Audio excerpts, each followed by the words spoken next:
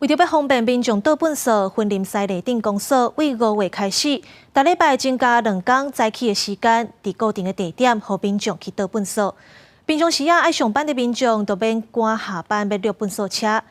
嘛要减少垃圾黑白蛋的情形。云林县环保局表示，目前县内已经有8个乡镇咧实施固定地点清垃圾，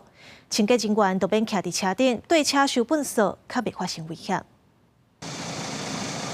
下早7点外，台要上班的民众摕着已经包好的储用垃圾来到厝邻近的庙边倒垃圾。为了考量部分的民众无法度配合垃圾车的收运时间，云林西内镇公所为5月份开始，每礼拜2和礼拜5下早增加3个地点垃圾定点清运。比较方便啦，我们对上班族而言，这样子的话很便民。嘿，到今天为止的话，家用垃圾是收了大概1160公斤左右，平均大概是一次就是大概200，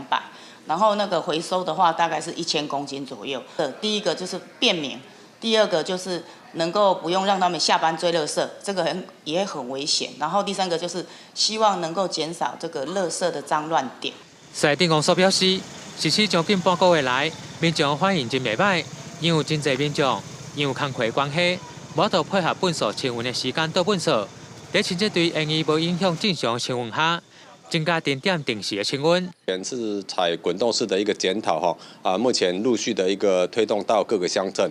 目前已经有8个乡镇来实施这个作业，对民众的便利性也好确实有改善的空间。那另外有一些民众因为来不及丢垃圾，那造成随地丢弃的状况，这些部分都已经有改善。环保局嘛表示，定点定时的清运垃圾，会当减少沿途收垃圾所造成的空污，降低清洁队员徛喺塔板顶面收垃圾的危险性。但部分乡镇因为人力上的调配，阁无法度来试办。将来鼓励增加定点定时的垃圾清运，以减少乱撇垃圾的情况。记者为您报道。